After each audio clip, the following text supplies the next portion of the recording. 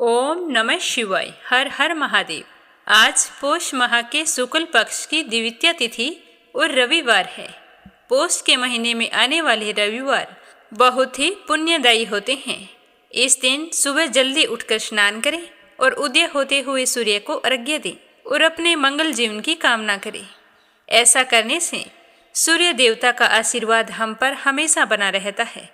जो भी व्यक्ति सूर्य देव की उपासना करता है उसे समाज में खूब मान सम्मान मिलता है और हर कार्य क्षेत्र में सफलता प्राप्त होती है। अब शुभारंभ करते हैं आज की कथा का। बोलो गणेश जी महाराज की जय हो। पौराणिक कथाओं के अनुसार एक गांव में एक बुढ़िया रहती थी। उस बुढ़िया के पति की मृत्यु हो चुकी थी। वह अपने बेटे और बहू के साथ रहती थी। उसकी बहू मंद बुद्धि की थी, जो अपनी भूख बर्दाश्त नहीं कर पाती थी और हमेशा कुछ न कुछ खाती ही रहती थी। उसका ध्यान स्नान और पूजा पाठ में बिल्कुल भी नहीं था। वह सुबह उठकर सबसे पहले खाना खाती और उसके बाद ही घर के कोई दूसरे काम किया करती थी। तो उसकी सास यह देखकर बहुत ही दुखी रहती थी। उसने अपने बहू को कई तरह से समझाने की कोशिश की कि बेटा, सुबह पहले उठकर स्नान करो, उसके बाद पूजा पाठ करो, फिर उसके बाद ही कुछ खाना पीना चाहिए। लेकिन वो अपनी सास की एक भी नहीं मानती। कहती कि मुझे तो बहुत भूख लगती है, अगर मैं थोड़ी देर ही कुछ ना खाऊं तो मेरे प्राण निकल जाएंगे। तो एक दिन उसकी सास को अपने घर पर पूजा करवानी थी। तो वह मन में यह सोचकर परेशान हो रही थी कि उसकी बहू तो पूजा पाठ तक भूखी नहीं रहेगी, तो पूजा पाठ सुचारू रूप से संपन्न नहीं होगी, क्योंकि वो तो सुबह उठते ही सबसे पहले खाने के लिए दौड़ेगी और अगर मैं पूजा के लिए कुछ बनाऊंगी तो ज़रूर वो जूठा कर देगी। तो अपनी बहू को पूजा के लिए बनाए गए पकवान से दूर रखने के लिए उस बुढ़िया ने एक तरीका निकाला। पूजा वाला दिन आया तो सुबह उसने एक मटका लिया, उसके नीचे एक छोटा सा छेद कर दिया और फिर उसी मटके को अपनी बहू को देकर कहने लगी कि बहू, आज हमारे घर में पूजा है, इसीलिए खाना खाने से पहले एक मटका पानी ले आओ और आते ही भोजन कर लेना। मैं भोजन तैयार करती हूँ और तुम जल्दी से पानी लेकर आओ। तो जैसे ही बहू अपनी सास के हाथ से गड़ा लिया तो उसे वह छोटा सा छेद दिखाई दे गया। तो वह समझ गई कि सासू माँ मुझे जानबूझकर घर से दूर भेज रही हैं। तो वो कहने लगी कि माँ जी, मैं अभी आती हूँ, आज तो मैं पूजा पाठ होने के बाद ही भोजन करूँगी। यह कहकर वो अंदर चली गई। अपनी बहू में आए बदलाव को देखकर बुढ़िया बहुत ही खुश हो रही थी। लेकिन बुढ़िया की बहू और भी चालाक थी। वह अंदर जाकर अपनी साड़ी में आटा बांधकर घड़ा लेकर पनघट पर चली गई। पनघट पर पहुंचकर उसने आटा निकाला और कुएं के पानी से आटा गूंथकर छोटी छोटी रोटियां बना ली और फिर सोचने लगी कि मैं इन रोटियों को सेकूं कहाँ। इधर उधर देखने लगी। तभी शमशान घाट में चिता जलाई जा रही थी। तो बहू ने सोचा कि यह ठीक है, मैं उस चिता पर जाकर ये रोटियां सेक लाऊंगी। तो सारे लोग वहाँ से चले गए। तो वह उस चिता के पास गई और वहाँ जाकर रोटियां सेक ली, पर उसकी रोटी सूखी थी। वो सोचने लगी कि बिना घी के सूखी रोटी कैसे खाऊं, साथ में और कुछ तो है नहीं, पानी के साथ मुझे अच्छी नहीं लगेगी। तो वह पास ही में गणेश जी के मंदिर गई, जहाँ गणेश जी को किसी ने चोला चढ़ाया था। तो उसने देखा कि गणेश जी की तोंद पर खूब सारा घी लगा है। तो उसने झट से अपनी रोटियों को उठाया और गणेश जी के तोंद पर लगे हुए घी से सभी रोटियों को चुपड़ लिया और फिर गणेश जी को भोग लगाकर रोटियां खाने लगी। सारी रोटी खाकर थोड़ा सा आटा बचाया था, वो उस मटके के छेद में लगाया, जिससे वह छेद बंद हो गया। फिर उसने मटके में पानी भरा और घर आ गई। लेकिन गणेश जी उस बहू की इस हरकत से गुस्सा हो गए और गुस्से में उन्होंने अपनी नाक पर अंगुली चढ़ा ली। अब जब गांव वाले गणेश मंदिर आए तो वो देखने लगे कि गणेश जी के नाक पर अंगुली है। तो वो सोचने लगे कि यह कैसे हुआ है। सारे तरह तरह से पूजा पाठ करने लगे, लेकिन गणेश जी अपनी अंगुली वापस नहीं उतार रहे थे। यह बात पूरे नगर में फैल गई। फैलते फैलते राजा तक पहुंच गई।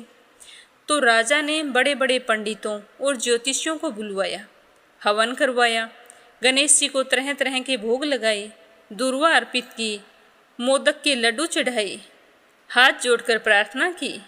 लेकिन गणेश जी तो नहीं माने और उन्होंने अपने नाक से अंगुली नहीं हटाई। अब सारे लोग चिंतित थे, सोचने लगे कि गणेश जी इस तरह क्रोधित बैठे हैं, कहीं कोई अनर्थ ना हो जाए। तो राजा ने काफ़ी सोच विचार के बाद पूरे गांव में ऐलान करवाया कि जो भी आदमी गणेश जी की नाक से अंगुली हटा देगा उसे मैं इनाम के तौर पर 5 गांव इनाम में दूंगा। तो यह सुनकर गांव के सभी लोग गणेश जी को मनाने में लग गए। लेकिन गणेश जी तो नहीं माने, वैसे ही अंगुली चढ़ाई बैठे थे। तो सारे थक हार कर बैठ गए। तो यह देखने के लिए वहाँ पर बुढ़िया और उसकी बहू भी गए हुए थे।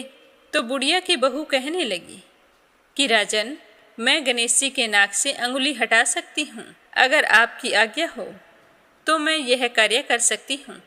तो अपनी बहू की बात सुनकर उसकी सास हंसने लगी और कहने लगी कि जब बड़े बड़े विद्वान भी कुछ नहीं कर पाए तो तुम कैसे गणेश जी को मनाएगी? तुम्हें तो खाना खाने के अलावा कुछ आता ही नहीं है। तो उसकी बहू कहने लगी कि माँ जी, जब तुम्हारी बहू छेद वाले घड़े में पानी ला सकती है तो गणेश जी के नाक पर से अंगुली भी हटा सकती है, आप मेरा यकीन मानिए। तभी वहाँ पर बैठे बड़े बुजुर्ग कहने लगे कि जब सबको मौका मिला है तो एक मौका तो बहू को भी मिलना चाहिए, क्या पता ये सच कह रही हूँ। तो सारे लोग मान गए। तो बहू कहने लगी कि मेरी एक शर्त है कि मेरे घर से लेकर मंदिर तक पर्दा बांधा जाए। तो राजा ने उसके घर से लेकर मंदिर तक आदेश देकर पर्दा बंधवा दिया। अब बहू पहले अपने घर गई और फिर वहाँ से कपड़े धोने वाला धोवना लेकर मंदिर चली गई। सारे लोग पर्दे के आसपास बैठे थे और बहू धोवना लेकर सीधे गणेश मंदिर गई और जाकर कहने लगी कि गणेश जी भगवान, मैंने आपके तोंद से जरा सा घी क्या ले लिया, आपने तो अपने नाक पर अंगुली चढ़ा ली। तो घी लेकर चूरमा बनाया, चूरमा बनाकर सबसे पहले भोग तो तुम ही को लगाया, फिर भी तुम नाराज होकर बैठ गए। क्या सीधे घी से तुम्हारा पेट भर जाता? मुझे कोई पूजा पाठ स्तुति नहीं आती है। अब आप अपनी नाक पर से अंगुली हटा लो, नहीं तो मेरे पास धोवना है, अगर धोवने की एक लगाई तो आपके टुकड़े टुकड़े हो जाएंगे। तो नादान बहू की बात सुनकर गणेश जी को मन ही मन हंसी आने लगी और उनका क्रोध दूर हो गया। वो सोचने लगे कि यह तो पूरी पागल है, अगर सच में मुझे धोवने की मार दी तो नाक पर से अंगुली क्या, मैं तो यहाँ से हट ही जाऊँगा। तो गणेश जी ने बिना सोचे समझे तुरंत ही अपने नाक पर से अंगुली हटा ली। तो अंगुली हटाते ही बहू ने हाथ जोड़कर गणेश जी को प्रणाम किया और कहा कि हे गणेश जी महाराज, मैंने आज तक कोई पूजा पाठ नहीं की है, पर आज से मैं ये प्रण लेती हूँ कि आज के बाद स्नान करके सबसे पहले आपकी पूजा किया करूँगी। यह कहकर गणेश जी भगवान के सामने माथा टेका और फिर बाहर आ गई और हाथ जोड़कर कहने लगी कि राजन, गणेश जी ने अपने नाक पर से अंगुली हटा ली है। तो यह सुनकर राजा और गांव के सारे लोग हैरान हो गए और बहू की जय जयकार करने लगे। तो राजा ने अपने ऐलान के मुताबिक बहू को 5 गांव इनाम में दिए। तो उस बहू की बूढ़ी सास भी यह देखकर बहुत ही खुश हुई और अपनी बहू को हृदय से लगाकर कहने लगी कि बेटा, मैं तो तुझे पागल समझ रही थी, पर तूने तो सच में चमत्कार कर दिखाया। तो वो कहने लगी कि माँ जी, इन सब के पीछे हमारे घर पर जो आपने पूजा करवाई थी उसी का फल है। अगर आप पूजा ना करवाती और मैं पानी लेने के लिए कुएं पर ना जाती तो यह सब कुछ कभी नहीं होता। इस तरह बातें करते हुए दोनों सास बहू खुशी खुशी अपने घर चली गई और फिर उसके बाद सास बहू दोनों रोजाना गणेश जी भगवान की पूजा करने लगी। हे गणेश जी भगवान, जैसे आपने बुढ़िया की बहू का मान रखा और उसका कहना मानकर अपनी नाक पर से अंगुली हटा ली, उसी तरह सबकी सुनना और सबकी मनोकामना पूर्ण करना। प्रेम भाव से कहिए गणेश जी महाराज की जय हो। पौष माह में यानी कि मल मास में आने वाले रविवार बहुत ही महत्वपूर्ण होते हैं, क्योंकि पौष का महीना भगवान सूर्य देव को समर्पित है। इस महीने किए गए दान पुण्य बहुत ही अधिक फल प्रदान करते हैं। मल मास में शुभ कार्य नहीं करने चाहिए। देव मूर्ति स्थापना की प्राण प्रतिष्ठा, यज्ञ पवित्र संस्कार, विवाह, गृह प्रवेश, वास्तु पूजा जैसे कोई भी मांगलिक कार्य नहीं किए जाते। लेकिन इस महीने में प्रतिदिन सुबह सूर्योदय से पहले उठकर स्नान करना चाहिए और उसके बाद में गीता का, भागवत कथा का, विष्णु सहस्त्र नाम का, जो भी आपको संभव और सुलभ लगे उसका पाठ करना चाहिए या फिर सुनना चाहिए। अगर सुहागिन महिलाएं पौष के माह में प्रतिदिन सूर्योदय से पहले उठकर और उदय होते हुए सूर्य को अर्घ्य देती है तो भगवान सूर्य देव और विष्णु देव की कृपा उस पर और उसके परिवार पर हमेशा बनी रहती है। सारे कष्ट दूर हो जाते हैं और अखंड सौभाग्य का आशीर्वाद मिलता है। पौष के महीने में रविवार के व्रत करके भगवान सूर्य देव को बहुत ही जल्दी प्रसन्न किया जा सकता है। भगवान सूर्य पुष्प आदि के द्वारा पूजन करने से आसानी से प्रसन्न हो जाते हैं और उत्तम फल प्रदान करते हैं। यदि पौष माह के रविवार को व्रत करने वाला व्यक्ति भगवान सूर्य नारायण की आराधना में तत्पर रहे तो संतान आज्ञाकारी होती है। वह अपने माता पिता से बहुत ही अधिक स्नेह करती है और संतान का तेज सूर्य के समान बढ़ता जाता है। प्रभाव, मान सम्मान और समाज में खूब प्रतिष्ठा मिलती है। अगर आप भी पौष माह के रविवार के व्रत कर रहे हैं तो इस दिन अलूना भोजन किया जाता है, यानी कि भोजन के अंदर नमक नहीं डाला जाता और ना ही भोजन तेल में पकाया जाता है। इस दिन नीले या काले रंग के वस्त्र भूलकर भी नहीं पहनने चाहिए। अगर आपने व्रत रखा है तो व्रत कथा जरूर सुननी चाहिए, क्योंकि कथा सुने बिना हमारा कोई भी व्रत पूर्ण नहीं होता। कथा को सुने तो पूरे श्रद्धा भाव से एकाग्रचित होकर सुनना चाहिए, ताकि भगवान हमारी भक्ति से प्रसन्न हो और हमारी मनोकामना जल्द से जल्द पूर्ण करे। तो ये तो थी रविवार व्रत से जुड़ी हुई कुछ महत्वपूर्ण जानकारी। अब अपने सुनते हैं आज की कथा। बोलो गणेश जी महाराज की जय हो। अब अपने सुनते हैं पौष रविवार की कहानी। तो पूरे श्रद्धा भाव से कहिए भगवान सूर्य नारायण की जय हो। प्राचीन समय की बात है कि एक गांव में एक साहूकार रहता था। उसके कोई संतान नहीं थी, तो संतान ना होने के कारण साहूकार बहुत ही उदास रहता था। एक दिन उसने देखा कि सुबह सवेरे वो बाहर गया तो देखा कि एक किसान अपने खेत में अनाज बोने के लिए जा रहा था। तो जैसे ही किसान की नज़र साहूकार पर पड़ी तो वह उल्टे पांव वापस लौट गया और धीरे धीरे बोल रहा था कि आज तो शगुन अच्छा नहीं हुआ, आज तो फसल बोने का कोई फायदा नहीं है। तो किसान की यह बात साहूकार ने सुनी तो वह तो बहुत ही उदास हो गया और उदास मन से अपने घर वापस लौट गया। घर जाकर चुपचाप बैठ गया।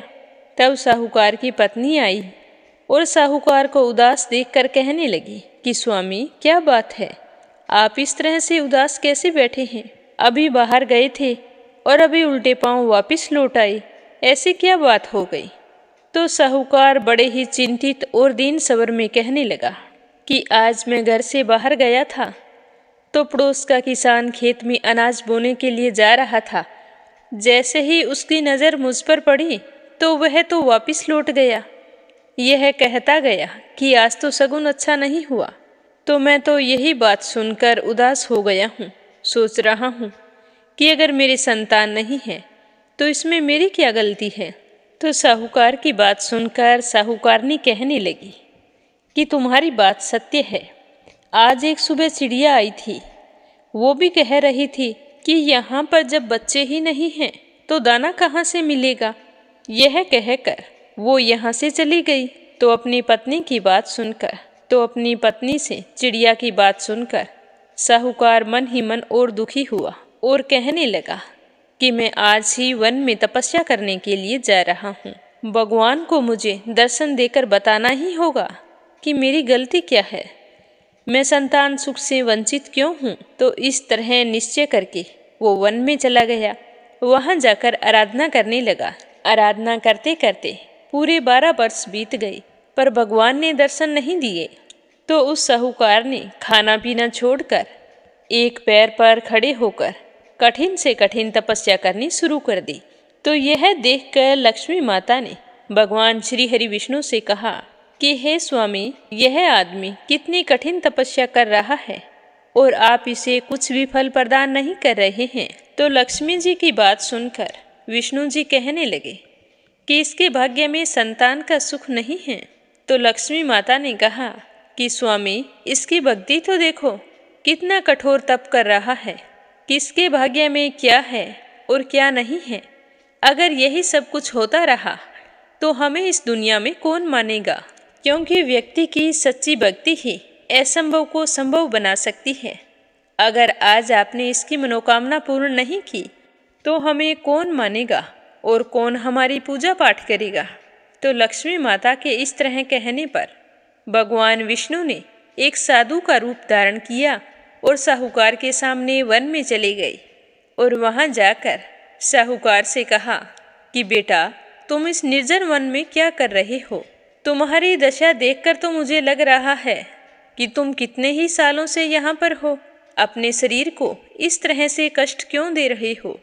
तो साधु बाबा की बात सुनकर साहूकार ने हाथ जोड़कर कहा कि हे साधु बाबा, आपसे कुछ भी अज्ञात नहीं है, आप तो सब कुछ जानने वाले हैं। आप मेरी समस्या का समाधान कीजिए। मेरे कोई संतान नहीं है।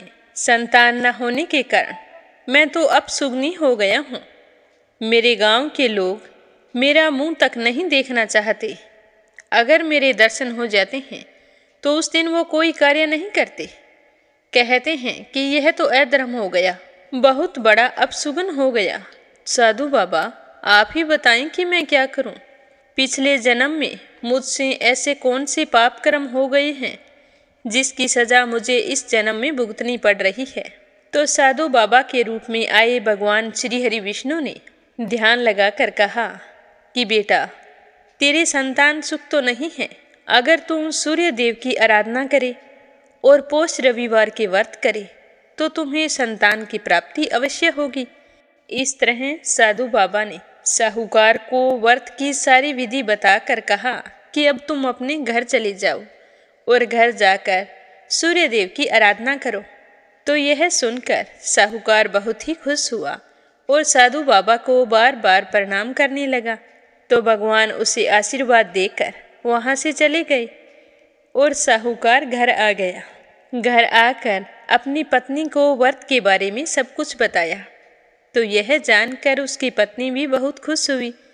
फिर दोनों पति पत्नी सूर्य देव की आराधना करने लगे और रविवार के व्रत करने लगे।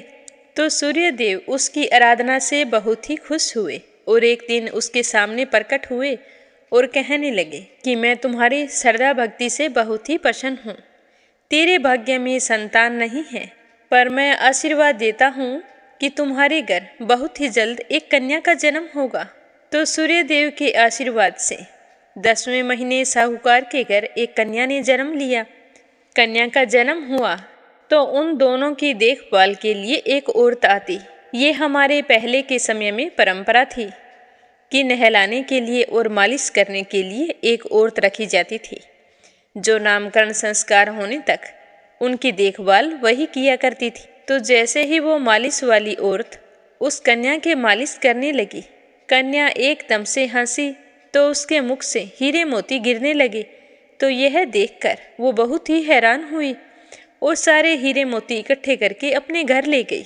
उसने साहूकार और उसकी पत्नी को हीरे मोती के बारे में कुछ नहीं बताया। 1 महीने बाद में उस कन्या का नामकरण संस्कार हुआ। उसके बाद साहूकारनी ने उस औरत का आना बंद कर दिया, पर उसने हीरे मोती की बात फिर भी नहीं बताई और फिर वह मालिश करने के लिए नहीं आई। दूसरे दिन जब साहूकारनी अपनी बेटी को स्नान करवा रही थी तो उसकी बेटी हंसने लगी और उसके मुख से हीरे मोती गिरने लगे। तो यह देखकर साहूकारनी बड़ी ही हैरान थी। वो सोचने लगी कि भगवान ने हमें इतनी भाग्यशाली कन्या दी है, पर मालिश वाली ने कभी भी इस बात का जिक्र नहीं किया। अब उस कन्या के मुख से गिरे हीरे मोती साहूकार को मिलने लगे, जिससे साहूकार के घर बहुत सारी धन दौलत हो गई। साहूकार की कन्या बहुत ही सुंदर और गुणवान थी। समय के साथ बड़ी हो गई, लेकिन आज भी उसकी पहली हंसी के साथ उसके मुख से हीरे मोती गिरते थे। साहूकारनी ने हीरे मोतियों के बारे में साहूकार को कुछ नहीं बताया था। साहूकार की बेटी नियम से पोष रविवार के व्रत किया करती थी। तो एक दिन साहूकार ने अपनी पत्नी से कहा कि हमारी कन्या विवाह योग्य हो गई है, अब हमें इसका विवाह कर देना चाहिए।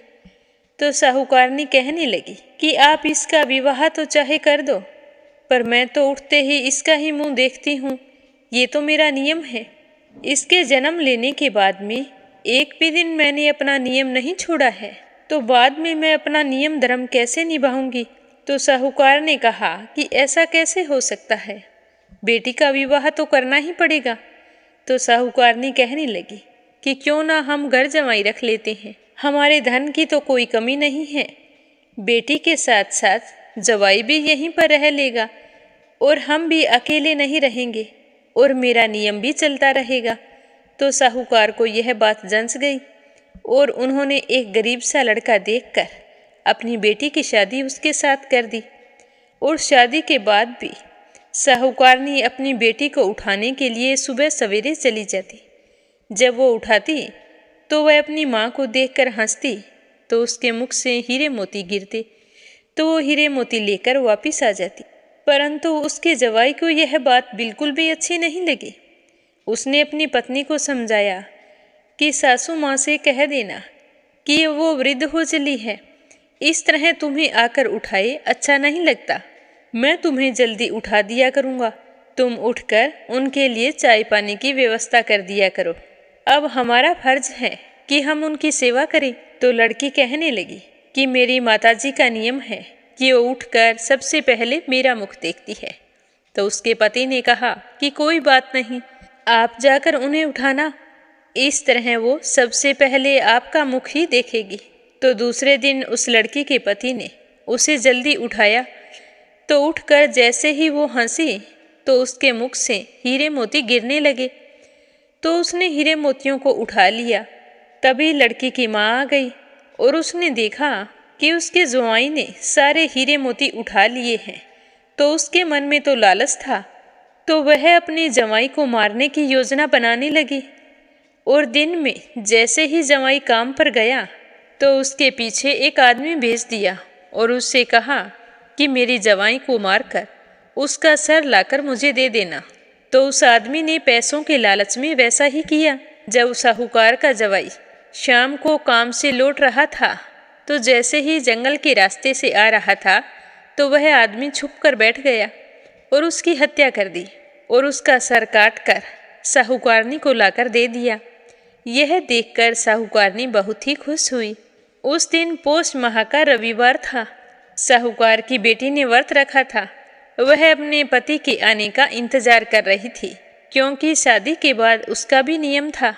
वह अपने पति के दर्शन करने के बाद ही व्रत का पालन करती थी। तो राणादे और सूर्य भगवान सोचने लगे कि यह लड़की तो हमारा आशीर्वाद है और हमारे रहते यह दुखी कैसे हो सकती है। कितने नियम से बचपन से ही पोष रविवार के व्रत करती आ रही है, तो हमें कुछ ना कुछ तो करना पड़ेगा। तो सूर्य भगवान ने ब्राह्मण का रूप धारण किया और साहूकार के घर चले गए। वहां जाकर भिक्षा के लिए आवाज लगाई। तो साहूकार ने भिक्षा लेकर आई। तो ब्राह्मण के रूप में आए सूर्य देव ने कहा कि इन हीरे मोतियों से मेरा क्या काम है, मुझे तो तुम्हारे जवाई का सर चाहिए। तो यह सुनकर साहूकारनी तो सकते में आ गई और सोचने लगी कि इस ब्राह्मण को क्या पता कि मैंने अपने जवाई को मरवा दिया है। तो वह चुपचाप जाकर अंदर से अपने जवाई का सर लेकर आई और ब्राह्मण की भिक्षा की झोली में डाल दिया। तो ब्राह्मण देवता उसे लेकर साहूकार की जवाई की धड़ के पास चले गए और उसके सर को जोड़कर अमृत का छींटा दिया, जिससे साहूकार का जवाई जीवित हो गया। उसके समझ में कुछ नहीं आया था कि उसके साथ क्या हुआ। वह तो सोचने लगा कि आज बीच रास्ते मुझे इतनी गहरी नींद कैसे आई। वह उठकर जल्दी जल्दी अपने घर की ओर चल पड़ा। जब वो घर पहुंचा तो साहूकार की बेटी अपने पति का इंतजार कर रही थी। उसे आया देखकर वो कहने लगी कि आपको पता नहीं है क्या कि आज मेरा सूर्य देव का व्रत है। सूर्य अस्त होने के बाद में भोजन नहीं कर सकती। आपको सब कुछ पता था, फिर भी आपने आने में इतनी देरी कैसे कर दी। तो उसने अपनी पत्नी की बात सुनकर कहा कि हे प्रिय, मुझे कुछ भी पता नहीं है।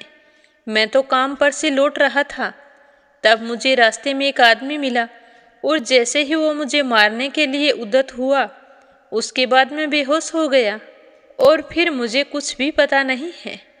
यह कहकर उसने हीरे मोती वाली बात अपनी पत्नी को बताई कि तुम्हारी माँ के मन में हीरे मोतियों का लालच है। उनका कोई नियम धर्म नहीं है कि वो उठकर सबसे पहले तुम्हारा मुख देखे। मेरा तो यहाँ पर मन बेचैन हो रहा है। मैं यहाँ पर नहीं रहना चाहता। अगर तुम मेरे साथ चलो तो हम अपने घर रहते हैं।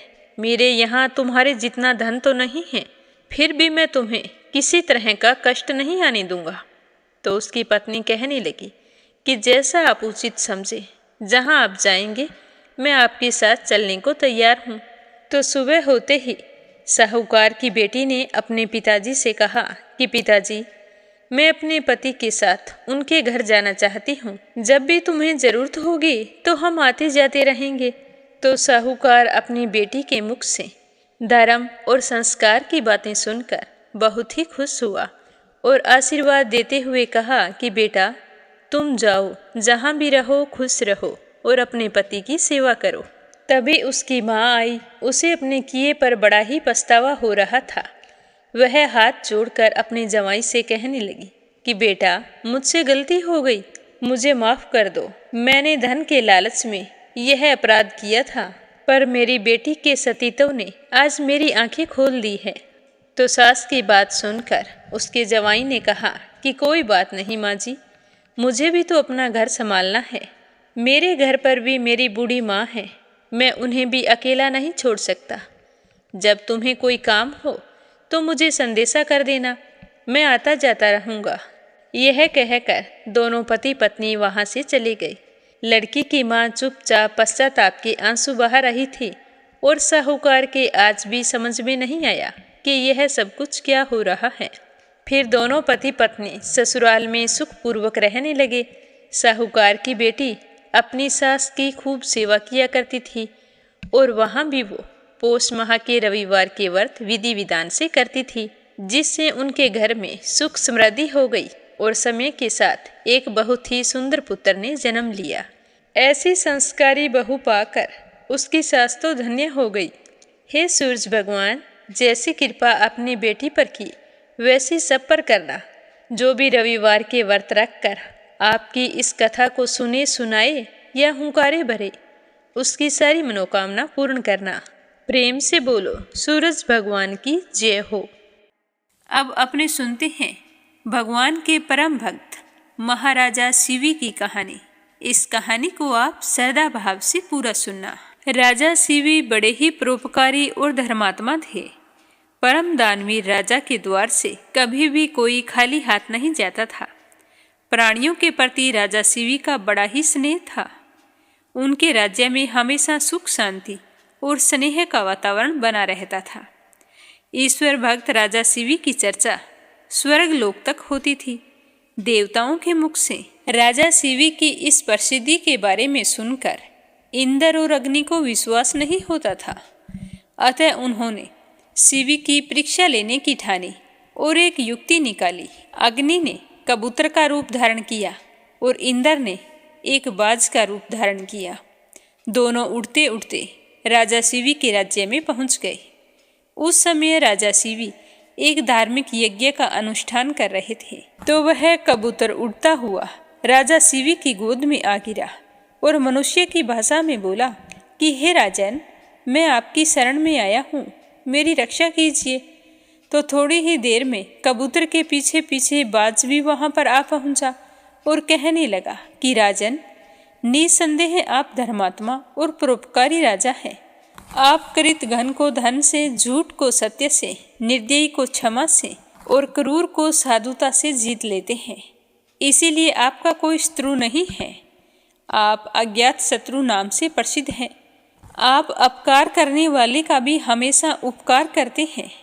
आप दोष खोजने वालों में भी गुण खोजते हैं। ऐसे महान होकर आप यह क्या कर रहे हैं? मैं क्षुब्धता से व्याकुल होकर भोजन की तलाश में भटक रहा था। तभी संयोग से मुझे यह पक्षी मिला है। आप इसे शरण दे रहे हैं। यह तो आप अधर्म कर रहे हैं। कृपया करके यह कबूतर मुझे दे दीजिए। यह मेरा भोजन है। तो इतने में कबूतर बोला कि हे राजन, शरणार्थी की प्राण रक्षा करना आपका धर्म है। अतः आप बाज की बात पर कभी भी भरोसा मत कीजिए। यह दुष्ट बाज मुझे मार डालेगा। तो दोनों की बात सुनकर राजा सीवी बाज से बोले कि हे बाज, यह कबूतर तुम्हारे भय से भयभीत होकर मेरी शरण में आया है। अतः यह मेरा शरणार्थी है। मैं अपनी शरण में आए हुए शरणार्थी का त्याग कैसे कर सकता हूँ? जो मनुष्य भय, लोभ, ईर्ष्या, लज्जा या द्वेष से शरणागत की रक्षा नहीं करते, उसे त्याग देते हैं, उन्हें ब्रह्म हत्या के समान पाप लगता है। सभी जीवों को अपने प्राण प्रिय होते हैं। समर्थ और बुद्धिमान मनुष्यों को चाहिए कि असमर्थ व मृत्यु भय से भयभीत जीवों की रक्षा करें। अतः हे बाज, मृत्यु के भय से भयभीत यह कबूतर मैं तुम्हें नहीं दे सकता। इसके बदले में तुम जो चाहो खाने के लिए मांग सकते हो। मैं तुम्हें वह अभीष्ट वस्तु देने के लिए तैयार हूँ। तो बाज कहने लगा कि हे राजन, मैं तो क्षुधा से पीड़ित हूँ। आप तो जानते ही हो कि भोजन से ही जीव उत्पन्न होता है, पलता बढ़ता है। यदि मैं भूख से मरता हूँ तो मेरे बच्चे भी मर जाएंगे। आप एक कबूतर को बचाने से कई जीवों के प्राण जाने की संभावना है। हे राजन, आप ऐसे कैसे धर्म का अनुसरण कर रहे हैं जो अधर्म को जन्म देने वाला है? बुद्धिमान मनुष्य उसी धर्म का अनुसरण करते हैं जो दूसरे धर्म का हनन ना करे। आप अपने विवेक के तराजू से तोलिए, फिर आपका धर्म क्या कहता है वह मुझे बतलाइए। तो राजा सीवी कहने लगे कि हे बाज, भय से व्याकुल हुए शरणार्थी की रक्षा करने से बढ़कर कोई धर्म नहीं है। जो मनुष्य दया और करुणा से द्रवित होकर जीवों को अभय दान देता है, वह देह के छूटने पर भी सभी प्रकार के भय से मुक्त हो जाता है। धन, वस्त्र, गऊ और बड़े बड़े यज्ञों का फल यथा समय नष्ट हो जाता है, किंतु भय व्याकुल प्राणी को दिया हुआ अभय दान कभी भी नष्ट नहीं होता। अतः मैं अपने संपूर्ण राज्य और इस देह का त्याग कर सकता हूँ, परंतु इस व्याकुल पक्षी को नहीं छोड़ सकता हूँ। अतः हे बाज, तुझे आहार ही अभिष्ट है, सो जो चाहो तुम ले सकते हो। तो बाज कहने लगा कि हे राजन, प्रकृति के विधान के अनुसार कबूतर ही हमारा आहार है, अतः आप इसे त्याग दीजिए। राजा बोला कि हे बाज, मैं भी विधान के विपरीत नहीं जाता हूँ। शास्त्र कहता है कि दया धर्म का मूल है, परोपकार पुण्य है और दूसरों को पीड़ा देना पाप है। अतः तुम जो चाहते हो वो दे सकता हूँ, परंतु ये कबूतर मैं तुम्हें कभी नहीं दे सकता हूँ। तो बाज कहने लगा कि ठीक है राजन, यदि आपका इस कबूतर के प्रति इतना ही प्रेम है तो मुझे ठीक इसके बराबर तोल कर अपना मांस दे दीजिए, जिससे मैं अपनी भूख शांत कर सकूं। मुझे इससे अधिक और कुछ नहीं चाहिए। तो प्रसन्न होते हुए राजा शिवी ने कहा कि हे बाज, तुम जितना चाहो उतना मांस देने के लिए मैं तैयार हूँ। यदि यह क्षण भंगुर देह धर्म के काम ना आ सके तो इसका होना व्यर्थ है। यह कहकर राजा ने तराजू मंगवाया, उसके एक पलड़े में कबूतर बिठा दिया और दूसरे पलड़े में वह अपना मांस काट कर रखने लगे। लेकिन कबूतर का पलड़ा जैसे का तैसे ही था, वो तो अपने स्थान से नहीं हिला। तो अंत में मांस डालते डालते राजा शिवी स्वयं उस पलड़े में बैठ गए और बोले कि हे बाज, ये लो, तुम्हारा आहार तुम्हारे सामने बैठा है, अब ज्यादा देरी मत करो। इतने में आकाश से फूलों की वर्षा होने लगी, मृदंग बजने लगे। स्वयं भगवान अपने भक्त के इस अपूर्व त्याग को देखकर प्रसन्न हो गए। यह देखकर राजा शिवी हैरान होते हुए सोचने लगे कि इस सब का कारण क्या हो सकता है। इतने में वह दोनों पक्षी अंतर्ध्यान हो गए और अपने असली रूप में वहां फिर से प्रकट हो गए। तो इंद्र ने कहा कि हे राजन, आपके जैसा धर्मपरायण और त्यागी मैंने कभी नहीं देखा। मैं इंद्र हूँ जो बाज बना था, और ये अग्निदेव हैं जो कबूतर बने थे। हम दोनों तुम्हारे त्याग की परीक्षा लेने के लिए आए थे। हे राजन, ऐसे मनुष्य विरले ही होते हैं जो दूसरों के उपकार के लिए अपने प्राणों की चिंता ना करें। ऐसे मनुष्य उस लोक में जाते हैं जहाँ से फिर लौटना नहीं पड़ता। अपना पेट पालने के लिए पशु भी जीते हैं, लेकिन प्रशंसनीय तो वही मनुष्य है जो दूसरों के हित के लिए जीता है। इतना कहकर इंद्र और अग्निदेव स्वर्ग लोक को चले गए। राजा शिवी ने अपना यज्ञ पूरा किया और कई वर्षों तक पृथ्वी पर राज्य करते हुए मरणों उपरांत परम पद को प्राप्त हुए। बोलो श्री कृष्ण भगवान की जय हो। अब अपने सुनते हैं श्रीमद् भागवत कथा का आगे का अध्याय। प्रेम भाव से सुनते रहिए। बोलो श्री हरि विष्णु भगवान के अनंत स्वरूपों की जय हो। भगवान जी कहते हैं कि हे माँ, देव की प्रेरणा से स्पर्श तन्मात्र विशिष्ट वायु के विकृत होने पर उससे रूप तन्मात्र हुआ तथा उससे तेज और रूप को उपलब्ध कराने वाली नेत्रेंद्रिय का प्रादुर्भाव हुआ। हे माँ, वस्तु के आकार का बोध कराना, गौण होना, द्रव्य के अंग रूप से प्रतीत होना, द्रव्य जैसा आकार प्रकार और परिमाण आदि उसी रूप में उपलक्षित होना तथा तेज का स्वरूप भूत होना, ये सब रूप तन्मात्र की वृत्तियां हैं। चमकना, पकाना, शीत को दूर करना, सुखाना, भूख प्यास पैदा करना और उनकी निवृत्ति के लिए भोजन एवं जल पान कराना, ये सब तेज की वृत्तियां हैं। फिर देव की प्रेरणा से रूप तन्मात्र में तेज के विकृत होने से उससे रस तन्मात्र प्रकट हुआ और उससे जल तथा रस को ग्रहण करने वाली जीवा उत्पन्न हुई। रस अपने शुद्ध स्वरूप में एक ही है, किंतु अन्य भौतिक पदार्थों के संयोग से वह कड़वा, मीठा, खारा, तीखा, खट्टा, नमकीन कई तरह का हो जाता है। गीला करना और मिट्टी को पिंड के आकार का बना देना, तृप्त करना, जीवित रखना, प्यास बुझाना, पदार्थों को मृदु कर देना, ताप की निवृत्ति करना और कूप आदि में से निकाल लिए जाने पर भी वहाँ पर पुनः बार बार प्रकट हो जाना, ये सब जल की वृत्तियाँ हैं। इसके पश्चात देव प्रेरणा से रस स्वरूप जल के विकृत होने पर उससे गंध तन्मात्र हुआ और उससे पृथ्वी तथा गंध को ग्रहण करने वाली घ्राणेन्द्रिय उत्पन्न हुई। वैसे तो गंध एक ही है, तथापि आपस में मिले हुए द्रव्य भागों की न्यूनता अधिकता से वह मिश्रित गंध, दुर्गंध, सुगंध, मृदु, तीव्र, खट्टा आदि अनेक प्रकार का हो जाता है। प्रतिमा आदि रूप से ब्रह्मा की साकार भावना का आश्रय होना, जल आदि कारण तत्वों से भिन्न किसी दूसरे आश्रय की अपेक्षा किए बिना ही स्थित रहना, जल आदि अन्य पदार्थों को धारण करना, आकाश आदि का अवच्छेदक होना तथा परिमाण विशेष से संपूर्ण प्राणियों के स्त्रीत्व, पुरुषत्व आदि गुणों को प्रकट करना, ये पृथ्वी के कार्य रूप लक्षण हैं। आकाश का विशेष गुण शब्द जिसका विषय है वही स्त्रोन्द्रिय है। वायु का विशेष गुण स्पर्श जिसका विषय है वही त्वगिंद्रिय है।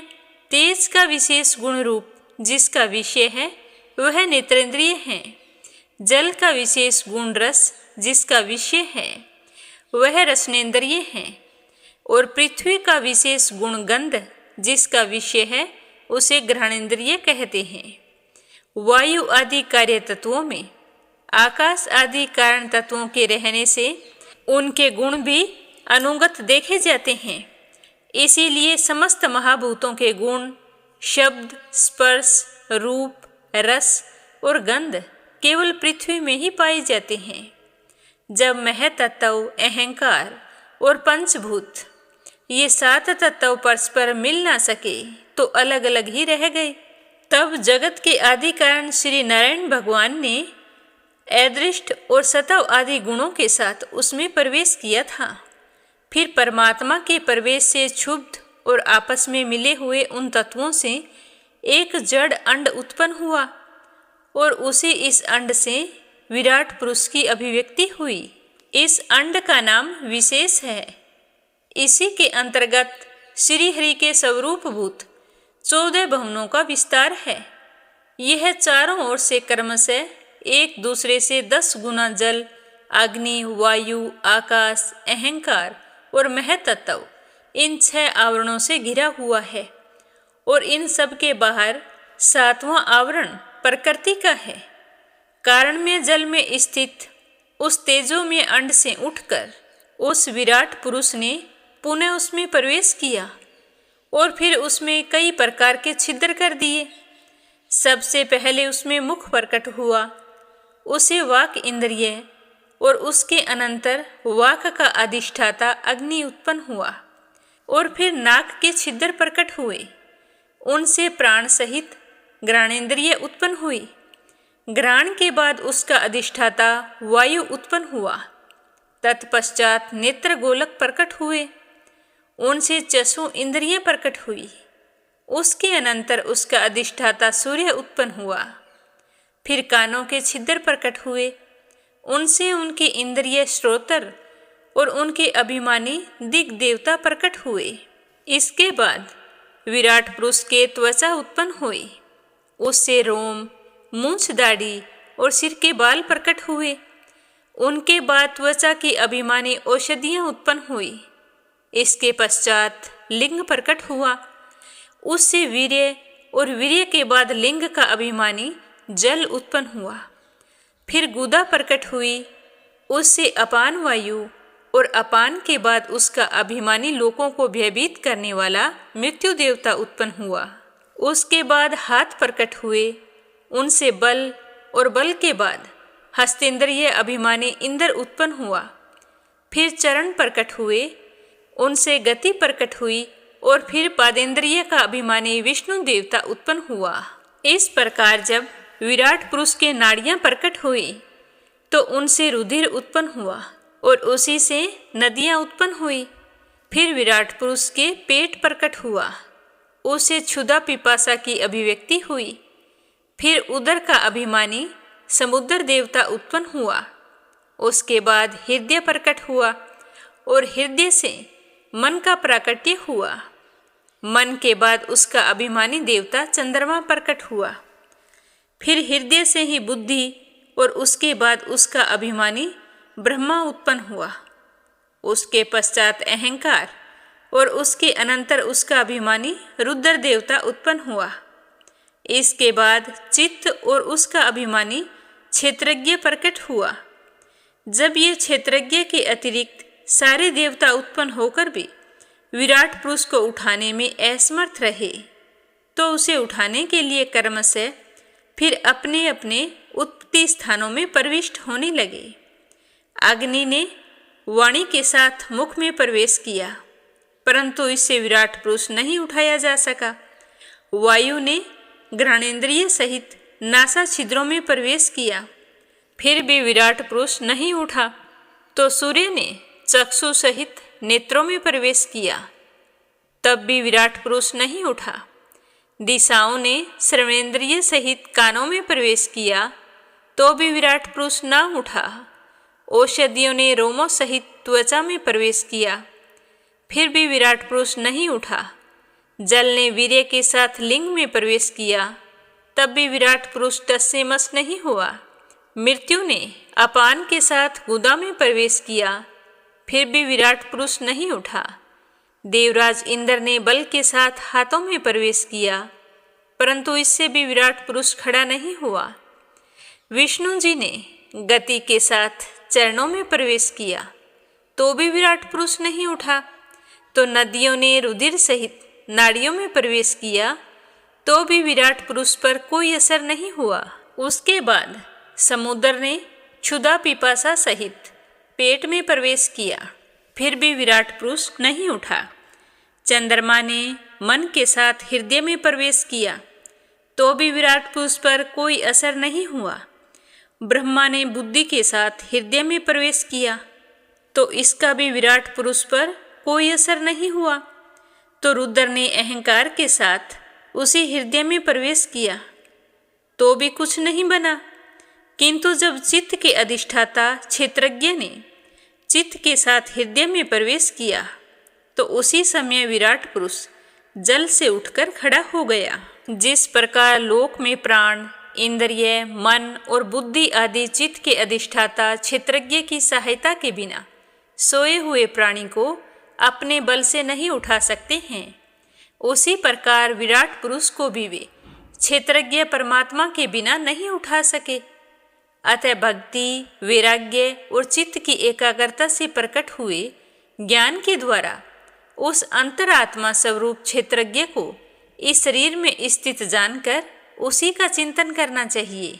इस तरह बताते हुए भगवान केशव कहने लगे कि हे माता जी, जिस तरह जल में प्रतिबिंबित सूर्य के साथ जल के शीतलता, चंचलता आदि गुणों का संबंध नहीं होता, उसी प्रकार प्रकृति के कार्य शरीर में स्थित रहने पर भी आत्मा वास्तव में उसके सुख दुख आदि धर्मों से लिप्त नहीं होती, क्योंकि वह स्वभाव से निर्विकार, अकर्ता और निर्गुण है।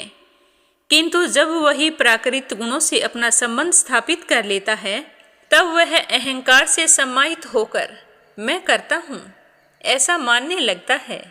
उस अभिमान के कारण वह देह के संसर्ग से किए हुए पुण्य पाप रूप कर्मों के दोष से अपनी स्वाधीनता और शांति खो बैठता है तथा उत्तम, मध्यम और नीच योनियों में उत्पन्न होकर संसार चक्र में घूमता ही रहता है। उसकी कभी मोक्ष नहीं होती। जिस प्रकार स्वप्न में भय, शोक आदि का कोई कारण न होने पर भी स्वप्न के पदार्थों में आस्था हो जाने के कारण दुख उठाना पड़ता है, ठीक उसी प्रकार भय, शोक, अहम, मम और जन्म मरण आदि संसार की कोई सत्ता न होने पर भी अज्ञानतावश विषयों का चिंतन करते रहने से जीव का संसार चक्कर कभी भी निवृत्त नहीं होता है। इसीलिए बुद्धिमान मनुष्य को उचित है कि वह असन्मार्ग विषय चिंतन में फंसे हुए चित्त को तीव्र भक्ति योग और वैराग्य के द्वारा धीरे धीरे अपने वश में ले आएं। यम आदि योग साधनों के द्वारा श्रद्धा पूर्वक अभ्यास चित्त को बार बार एकाग्र करते हुए मुझ में सच्चा भाव रखें। मेरी कथा सुने, समस्त प्राणियों में समभाव रखें, किसी से वैर ना करें, हर किसी में भगवान को देखें, आसक्ति को त्याग दें। ब्रह्मचर्य, मौन व्रत और भगवान को समर्पित किए हुए सब धर्म से जिसे ऐसी स्थिति प्राप्त हो गई है कि प्रारब्ध के अनुसार जो कुछ मिल जाता है वह उसी में संतुष्ट रहता है, परिमित भोजन करता है, सदा एकांत में रहता है, शांत स्वभाव का है, सबका मित्र है, दयालु और धैर्यवान है। प्रकृति और पुरुष के वास्तविक स्वरूप के अनुभव से प्राप्त हुए तत्व ज्ञान के कारण स्त्री, पुत्र आदि संबंधियों सहित इस देह में यह मैं हूँ, ये मेरा है, ये किसी और का है, इसे मैं पालूंगा, इसे मैं खो दूंगा, इस तरह की भावना नहीं करता है। बुद्धि की जागृत अवस्थाओं से भी अलग हो गया है तथा परमात्मा के सिवा और कोई वस्तु नहीं देखता है। वह आत्मदर्शी मुनि नेत्रों से सूर्य को देखने की भांति अपने शुद्ध अंतःकरण द्वारा परमात्मा का साक्षात्कार करके उस अद्वितीय ब्रह्मा पद को प्राप्त हो जाता है, जो देह आदि संपूर्ण उपाधियों से अलग, अहंकार आदि मिथ्या वस्तुओं में सत्य रूप से भासने वाला, जगत कारणभूता प्रकृति का अधिष्ठान, महत आदि कार्यवरक का प्रकाशक और कार्य कारण रूप संपूर्ण पदार्थों में व्याप्त है। जिस प्रकार जल में पड़ा हुआ सूर्य का प्रतिबिंब दीवार पर पड़े हुए अपने आभास के संबंध से देखा जाता है और जल में दिखने वाले प्रतिबिंब से आकाश में स्थित सूर्य का ज्ञान होता है।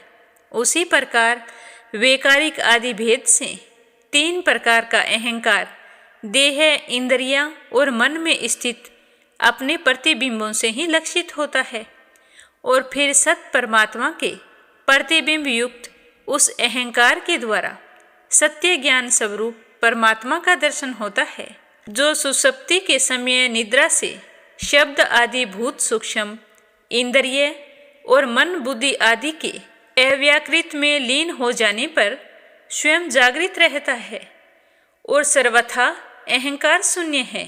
सुषुप्ति के समय अपने उपाधिभूत अहंकार का नाश होने से वह भ्रमवश अपने को ही नष्ट हुआ मान लेता है।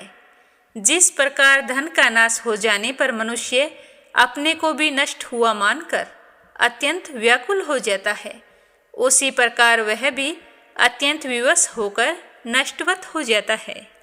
हे माँ, इन सब बातों का मनन करके विवेकी पुरुष अपनी आत्मा का अनुभव कर लेता है, जो अहंकार के साथ तत्वों का अधिष्ठान और प्रकाशक है। इससे आगे अपने सुनेंगे कल की कथा में। प्रेम भाव से सुनते रहिए। बोलो विष्णु भगवान की जय हो। अब अपने सुनते हैं राधा रानी की कहानी। ये कहानी राधा रानी और नारद मुनि की है। एक बार नारद जी ने पृथ्वी लोक पर राधा नाम की महिमा सुनी और सुना कि वह श्री कृष्ण की सबसे बड़ी भक्त है।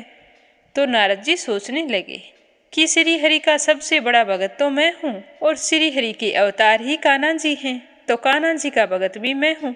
मुझसे बड़ा भक्त कौन हो सकता है। यह सोचकर नारद मुनि श्री कृष्ण के पास चल पड़े कि जाकर पूछता हूँ कि मुझसे बड़ा भक्त कोई कैसे हो सकता है। तो अपने मन की शंका का निवारण करने के लिए नारद जी श्री कृष्ण के पास गए। तो श्री कृष्ण भगवान तो अंतर्यामी थे, वो तो समझ गए कि नारद जी के मन में क्या चल रहा है। तो श्री कृष्ण ने सोचा कि नारद जी को राधा रानी के प्रेम और भक्ति का अनुभव करवाना ही पड़ेगा। अगर मैंने यूं ही कह दिया कि राधा रानी मेरी सबसे बड़ी भक्त हैं, तो नारद जी नाराज हो जाएंगे। तो मुझे राधा रानी के प्रेम और भक्ति का अनुभव करवाना ही पड़ेगा। जब नारद मुनि श्री कृष्ण भगवान के पास आए तो श्री कृष्ण अपना सिर पकड़कर बैठ गए।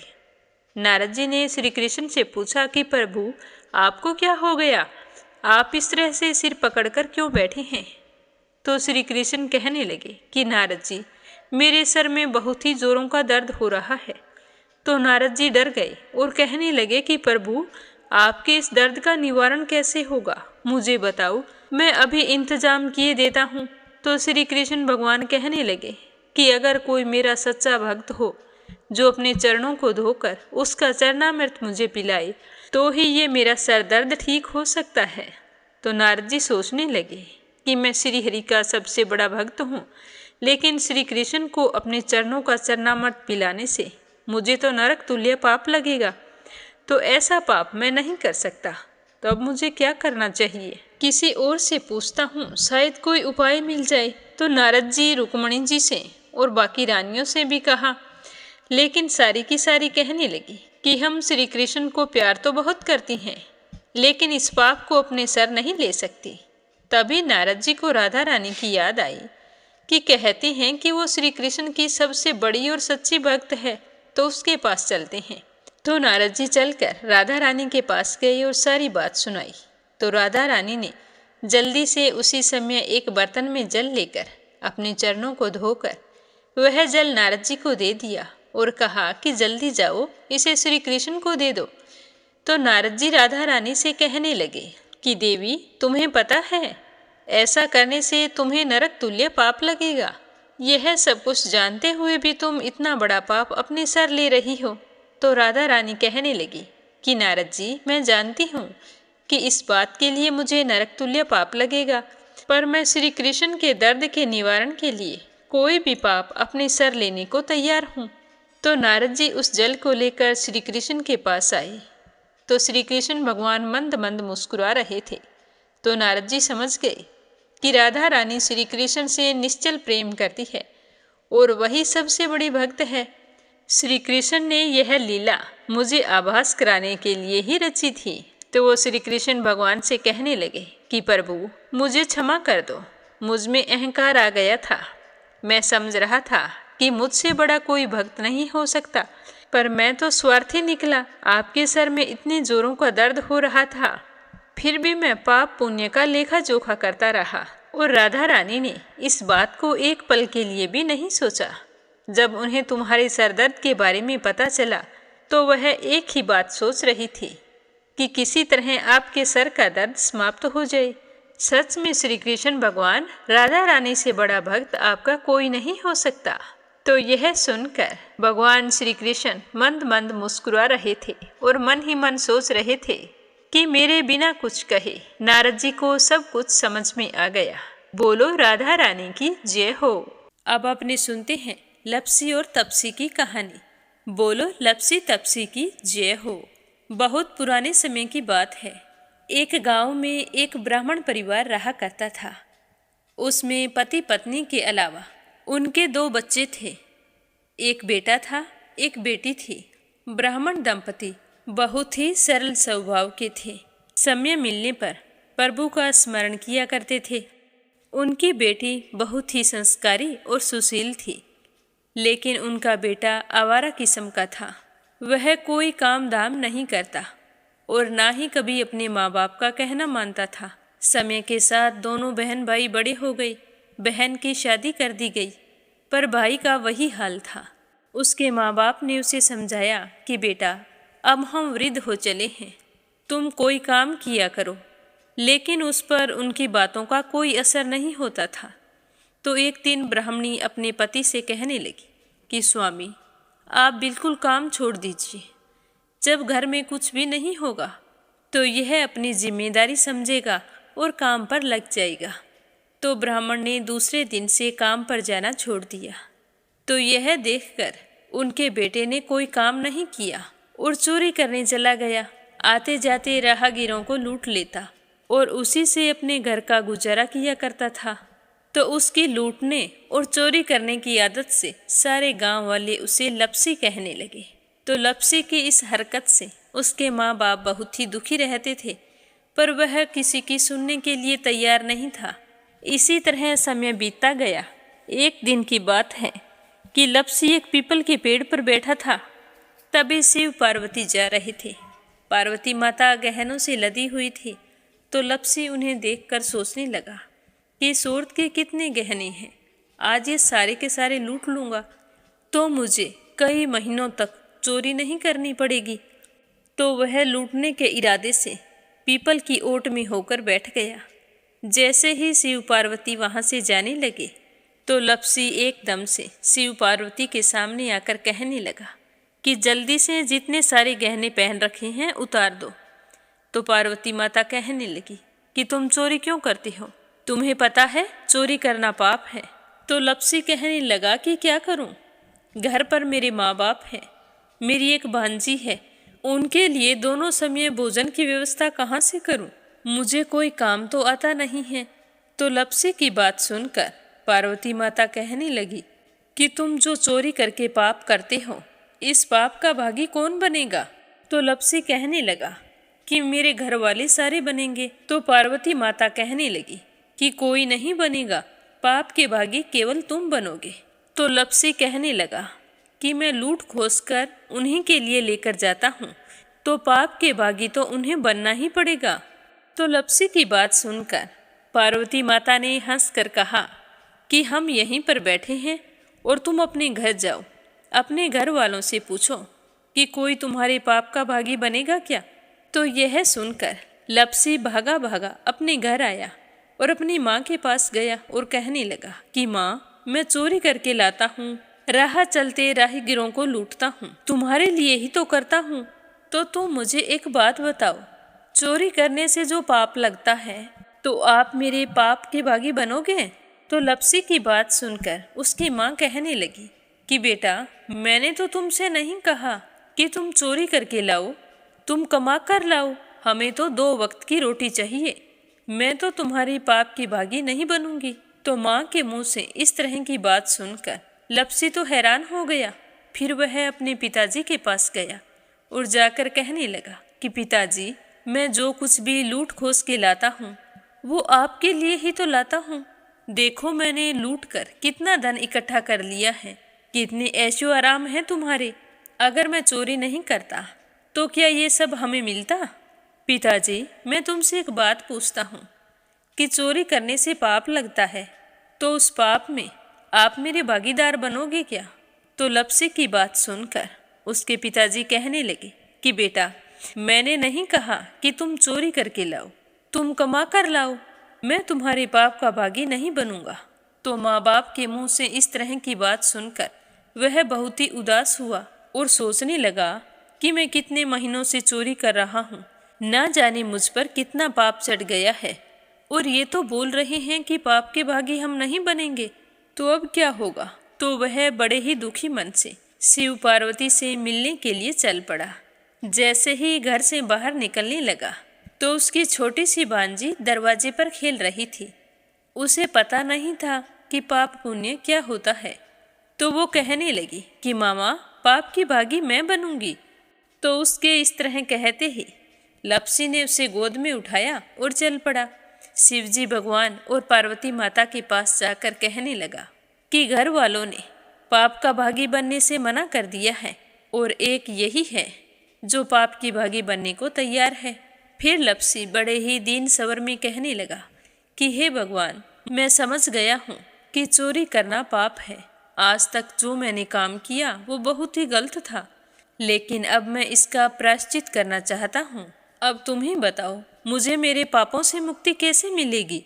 तो उसकी बात सुनकर शिव पार्वती बहुत ही खुश हुए और लप्सी को कच्चे सूत का एक छोटा सा गोला देते हुए कहा कि लप्सी, ये सूत लो और इस पीपल के चारों ओर परिक्रमा लगाओ। जब यह सूत समाप्त हो जाएगा तब तुम्हारे सारे पाप नष्ट हो जाएंगे। तो यह सुनकर लप्सी बहुत ही खुश हुआ। सोचने लगा कि छोटा सा गोला है, अभी लपेट कर घर चला जाऊंगा, उसके बाद में कभी कोई पाप नहीं करूंगा। फिर उसने अपनी बांजी को कंधे पर बैठाया और पीपल की परिक्रमा लगानी शुरू कर दी। अब भगवान का वह सूत खत्म कहाँ होने वाला था। लप्सी चक्कर लगाता गया पर वह सूत खत्म नहीं हुआ। चक्कर लगाते लगाते 1 महीने, 6 महीने, साल, पूरे 12 साल बीत गए, पर वह सूत खत्म नहीं हुआ। 12 साल बाद एक बार फिर शिव पार्वती जी वहाँ से गुजर रहे थे, तो पार्वती माता ने कहा कि स्वामी, चलो लप्सी को चलकर देखते हैं। तो शिवजी कहने लगे, वो चोरी करने वाला, लूटने वाला कब का चला गया होगा? तो पार्वती माता कहने लगी कि नहीं स्वामी, चलकर देखने में क्या जाता है, चलो एक बार देखते हैं। तो शिव पार्वती जी जैसे ही पीपल वृक्ष के पास आए तो देखा कि लप्सी तो अब भी चक्कर लगा रहा है। वहाँ चारों ओर गहरी खाई हो गई है और लप्सी की बड़ी बड़ी दाढ़ी, मूंछें, नाखून बढ़ गए हैं। तो यह देखकर पार्वती माता ने कहा कि देखो स्वामी, आप तो कह रहे थे कि वो कब का ही चला गया, देखो इसके मन में सच्ची भक्ति है। तो पार्वती की बात सुनकर शिवजी ने कहा कि चलो अभी देख लेता हूँ। तो यह कहकर शिवजी ने एक सोने का कड़ा लप्सी के आगे फेंक दिया। तो लप्सी ने झट से उसके ऊपर पैर कर लिया। फिर अचानक से उसका ध्यान शिव पार्वती जी की ओर गया, तो वो हाथ जोड़कर कहने लगा कि भगवान, अब तो मेरे पाप समाप्त हो गए होंगे, आप मुझे यहाँ से जाने की आज्ञा दीजिए। आपका यह सूत अभी तक खत्म नहीं हुआ है। तो शिवजी भगवान ने कहा कि तुम्हारे पाप कर्म भी अभी तक पूरे नहीं हुए हैं। तो शिवजी की बात सुनकर लप्सी कहने लगा कि भगवान, मुझे पूरे 12 वर्ष हो गए हैं आपकी भक्ति करते करते, और अब भी आप मुझ पर शक कर रहे हैं। तो शिवजी ने कहा कि अपना पैर उठाओ। तो जैसे ही लप्सी ने अपना पैर उठाया तो उसके पैर के नीचे सोने का कड़ा था। तो यह देखकर लप्सी शर्मिंदा हो गया और कहने लगा कि प्रभु, गलती हो गई, मुझे माफ़ करो, आगे से मैं ऐसी गलती कभी नहीं करूँगा। तो शिवजी कहने लगे कि नहीं लप्सी, तुम्हारा पाप ऐसे पूरा नहीं हो सकता। अब तुम्हें 12 वर्ष तक और इसी तरह परिक्रमा करनी होगी, उसी के बाद तुम्हारे पाप समाप्त होंगे। यह कहकर शिव पार्वती वहाँ से चले गए और वह फिर से पीपल के पेड़ की परिक्रमा करता रहा। करते करते 12 साल बीत गए। 12 साल बाद में शिव पार्वती जी वहाँ पर आए तो उन्होंने देखा कि आज भी वो वहीं पर चक्कर लगा रहा है। तो शिव जी ने फिर उसके सामने सोने की अंगूठी फेंकी, पर उसने कोई ध्यान नहीं दिया। तो शिव जी भगवान प्रसन्न होकर कहने लगे कि हे लपसी, आज से तुम मेरी तपस्या करके तपसी बन गए हो। मैं तुम्हें वरदान देता हूँ कि तुम अपने जीवन में सारे सुखों को प्राप्त करेगा। और तूने 24 बरस तक मेरी भक्ति की है, इसका फल भी तुझे अवश्य मिलेगा। जो भी औरत गाय और कुत्ते की रोटी नहीं बनाएगी, उसका पुण्य फल तुम्हें मिलेगा। आंगन लीप कर दहलीज नहीं लीपेगी, तो उसका पुण्य फल भी तुझे ही मिलेगा। अगर हमारे घर की बहन बेटी को हम सूट, तीवल या साड़ी भेंट स्वरूप देते हैं, तो साथ में मोली का धागा और कुछ रुपए नहीं देंगे, तो उसका पुण्य फल भी तुम्हें ही मिलेगा। अगर कोई दिए से दिया जलाएगा, तो उसका पुण्य फल भी तुम्हें ही मिलेगा। अगर व्रत और पूजा पाठ में सारी कहानी सुन ले और तुम्हारी कहानी ना सुने, तो उसका पुण्य फल भी तुम्हें ही मिलेगा। कहा जाता है कि तभी से सुबह पहली रोटी गाय की और सुबह की अंतिम रोटी छोटी बनाई जाती है, और शाम को अंतिम रोटी बड़ी बनाई जाती है जो कुत्ते की होती है। और दिए से दिया भी नहीं जलाया जाता। और घर की बहन बेटियों को सूट और तीवल के साथ भेंट स्वरूप कुछ रुपए भी जरूर दिए जाते हैं। और उसी दिन से हर व्रत कथा के बाद में लपसी तपसी की कहानी जरूर सुनी जाती है। और कथा समाप्त होने पर कहा जाता है कि लपसी का फल लपसी को मिले, तपसी का फल तपसी को मिले। हमारी पूजा पाठ का, हमारे व्रत का और हमारी कहानी का पुण्य फल हमें मिले। बोलो लपसी तपसी की जय हो। तो ये थी लपसी और तपसी की कहानी। लपसी तपसी 2 भाई नहीं थे। लपसी और तपसी एक ही आदमी का नाम था। लूट कर लाता था, इसीलिए उसे लपसी के नाम से पुकारते थे। और फिर भगवान की तपस्या करने के कारण उसे तपसी के नाम से जाना जाने लगा। बोलो लपसी तपसी की जय हो। अब अपने सुनेंगे कथा सुनने वाले प्यारे श्रोताओं के नाम। तो आज का पहला कमेंट है परमेश्वरी रघुवीर सिंह दिल्ली से, दूसरा है बिप्लब हांजोंग असम से, और तीसरा है अपराजिता मीना श्रीवास्तव नेपाल से, रुक्मणी शर्मा अंबाला से, आरती खैरावर अगरखर से, संजय, सोनिया, हिताक्षी, दीपेश, मयंक हरियाणा से, सरला रानी करणपुर से, इंदिरा तिवारी, शांति प्रसाद तिवारी, शुभांकित, दीपांकित, सुरभि, जया तिवारी, वैभवी, ऐश्वर्या तिवारी उत्तराखंड से, डॉक्टर चंद्रमणि मनिका, डॉक्टर रुक्मणी देवी, कैला देवी, हंसराज जी, पवन कुमार जी, संजीव कुमार जी, रंजन, मान्या, याम्या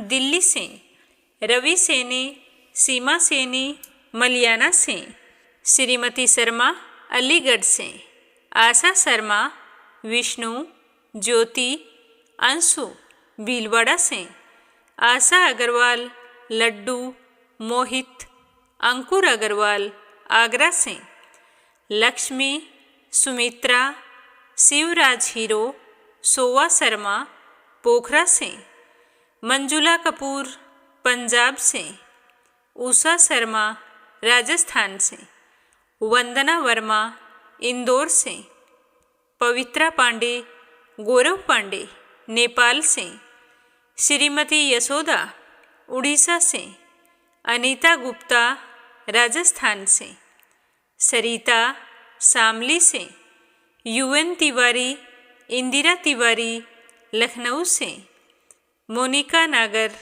तिगांव से, गीता गोस्वामी, सुनीता गोस्वामी, पीहू गोस्वामी मेरठ से, सुनीता रानी मेरठ से, कमला गुरुग्राम से, बीना, देविका, कनिका वाशने अलीगढ़ से, पूनम यादव करेली से, बीनू मेहरा दिल्ली से, मंजुला कपूर पंजाब से, शीला सिन्हा, मीरा श्रीवास्तव, ममता श्रीवास्तव, माला छम्मा जौनपुर से, निर्मला सिसोदिया दिल्ली से, अंजलि शर्मा शहादरा से, मीरा अग्रवाल बंगाल से, राधा रोहिला दिल्ली से, शोभा कुंवर पुरोहित अहमदाबाद से, संजीव कंसल, कविता कंसल, हितेश कंसल, आरुष कंसल, रानी कंसल मुजफ्फरनगर से, सुनीता पंवार, कृषु पंवार मध्य प्रदेश से, गोपाल प्रसाद अग्रवाल, रमेश चंद्र अग्रवाल, कृष्ण मुरारी अग्रवाल, श्रीमती फूलवती देवी, श्रीमान बनवारी लाल अग्रवाल हाथरस से, चंद्रकांता दिल्ली से, श्यामवती, सुषमा, पूर्वी, कार्तिक, शिवम, गौरी हरियाणा से, दिल्ली बहादुर भंडारी, सरिता भंडारी, नम्रता भंडारी, सूरज भंडारी नेपाल से, मंजू देवी कुशीनगर से, रेखा धर्मेंद्र शर्मा जयपुर से, संजना राजपूत अहमदाबाद से, सीमा जोशी, रवि कुमार जोशी दिल्ली से, सुदेश शर्मा, बीके शर्मा लुधियाना से, के लक्ष्मण दास उमरकोट से, संगीता अग्रवाल, कमला देवी अग्रवाल दुलिया महाराष्ट्र से, नंदा पांडुरंग पुजारी ब्रह्मपुरी महाराष्ट्र से, मधु प्रजापति, किरण पानीपत से, निर्मला पांचाल करनाल से, मंजू चौधरी भीलवाड़ा से, मुन्नी ओझा बिहार से, उषा जांगीड़ सोजत सिटी से, कमलेश भल्ला जम्मू से, मधु विनोद प्रजापति, साहिल सिद्धांत प्रजापति, रजनी बड़ोला उत्तराखंड से, सुमन चांदोरा जोधपुर से, शांताबेन वाघेला गुजरात के मंडल से, योगेश्वरी भटनागर राजस्थान से,